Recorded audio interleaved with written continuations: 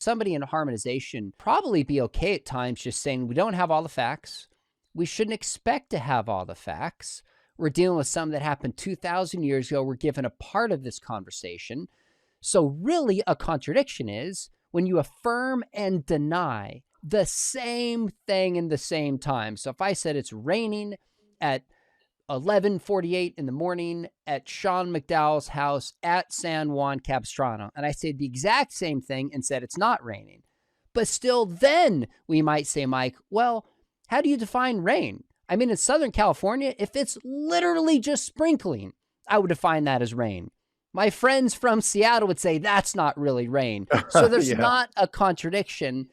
There's a difference that is there. Mhm. So am I at least illustrating what's at stake here and the different assumptions that people bring to the text well?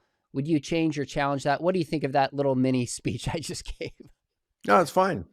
Okay. Yeah, I mean, look, I acknowledge the Gospels. I agree with Jim Wallace that the Gospels do, I think, exhibit the kind of normal variation that we will find in eyewitness testimony. I think a really good example of this would be the four descriptions of the Gospels of Jesus's trip before Pilate. Um, they don't show a whole lot of dependence. Well, like most scholars do think that Matthew and Luke used Mark extensively and then will supplement Mark or edit him. Um, I don't see this with Jesus's trip before Pilate, but in most cases, when you do have the stories that are very, very similar between Matthew, Mark, and Luke, and in some cases virtually verbatim, well, then I think that these are good cases of where Matthew and Luke are using Mark as their primary source. And so when we see one differing from the other, it seems to me that they are adapting him intentionally. One example I can think of right off is in the Olivet Discourse, you have Mark make it's during the final week of Jesus' life, and they've seen at one point the disciples say to him, Lord, the buildings of the temple complex are beautiful. And Jesus says, I'm telling you, there's going to come a day when not one stone is left on another. And so later on, they're on a Mount of Olives, and they ask Jesus, well, when are these things going to be? And so he starts to describe these things. And then in Mark, it says, when the abomination of desolation is seated where he shouldn't be, let the reader understand. Let those who are in Jerusalem flee to the mountains, something like that. Well, that statement, let the reader understand, is kind of awkward there. What does it mean? And most scholars, I think, say that that is meant for the reader of that gospel when they are reading it before the congregation. And there they can pick up something like, well, this is what Daniel, the prophet, spoke of. What's really interesting is when Matthew reports the same thing in the same context, he puts that parenthetical statement in the same awkward place. That when you see the abomination of desolation sitting where he shouldn't be or standing where he shouldn't be, let the reader understand. It's like, whoa, well, come on. I mean, that is pretty strange if you're going to say, well, they're just independent sources here that are inserting that statement just coincidentally, that weird statement in the same exact awkward spot. No, they are using a source here, and it's probably Matthew using Mark. And he elaborates a little bit, or you could say not quite elaborating, but he adds by talking about Daniel there and some stuff. So I think that's a good example where we see Theon's paraphrase through addition that is coming into play. Okay, so more than anybody, you have taught me to pay attention to my methodology and to my assumptions. You do this better than anybody I've seen in your book on the resurrection. Try to do that in my work on the apostles. I don't know anybody who's done that more clearly and I think with more integrity than you, Mike, and I wish more scholars would do that. Well, thanks, So, brother. as I read this book, I tried to think through what are the assumptions that are worked into it, and do I agree with those assumptions or do I not agree with those assumptions? And you don't necessarily have to defend them right now. But as I thought about it, there's an assumption, which you've given your case for, about the genre that the Gospels primarily is. There's a presumption about Markan authority.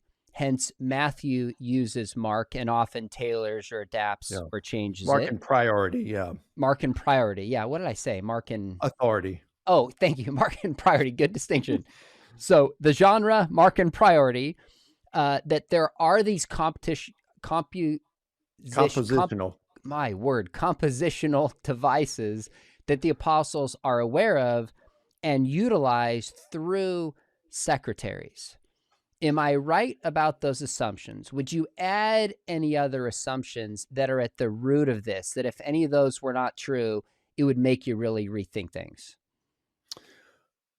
The only thing I might clarify there is what you said about secretaries. Now, I do Okay. think that secretaries were involved here. So, like, I don't think Matthew was actually the one putting reed to papyrus, or John. I don't think that either had the kind of literary skills to be able to create what we find in the Gospels attributed to them. I do think that they are behind it. I think that they probably had a ghostwriter, you could say, who took notes, a secretary who took notes, composed the Gospel, and then they read it and signed off on it as, yep, that's my story there. And it's not unusual. You had Cicero, one of the most highly educated Romans, who used Tiro and did more than just take dictation. He did major editing.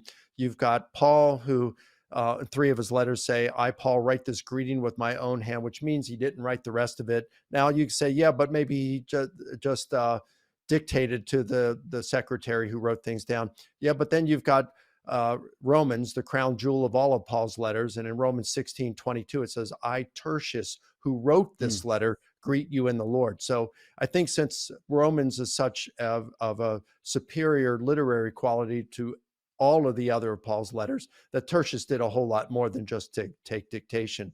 So if Paul could use Tertius, if Cicero can use Tiro, and they're highly educated as they are, then I don't see any reason why Matthew and John, which a tax collector wouldn't require any kind of major literacy, a fisherman wouldn't have required any kind of major literacy, why they wouldn't use secretaries to compose their biographies of Jesus. They're still behind it, but they use secretaries. That's the only thing. My thing doesn't rise or fall on whether they used secretaries. I'm just saying that if you're going to say that, Matthew and John wrote these things themselves, no, I think there's some difficulties there. But even if they did, well, then they knew this kind of stuff. But see, that's the thing. If they say, yeah, but why would these people be familiar with Greco-Roman biography? Well, again, if you just look at it and say, well, that's because most of the biographies are written by Greeks and Romans, doesn't mean that it was a different biography than what Jews were using. Jews just weren't really writing biographies. But if you're going to say that, well, Matthew and John and so forth wouldn't have had to know about Greco-Roman biography. It's just their secretaries would have. Okay, so I understand. We have direct evidence that Paul used a secretary, Romans 16, I, Tertius. We also have direct awareness. I mean, Paul is quoting in his sermon on Acts chapter 17. He's quoting these gods from the culture at that time. So he's clearly educated. When it comes to gospel writers, we don't know their level of education of the Greco-Roman world. And so the way to get them to use these compositional devices is through a secretary that either knew it, encouraged them to do so, adapted it. Is that fair to why that's a piece of this case? Yeah. Okay. Yeah. The reason I brought up secretaries in the book is because some think, well, yeah, but Matthew and John being Jews, and possibly Mark, but Matthew and John being Jews, they wouldn't have been familiar with Greco-Roman biography. And my only thing was, look, they wouldn't have had to have been. The only thing necessary is their secretaries would have been. Okay.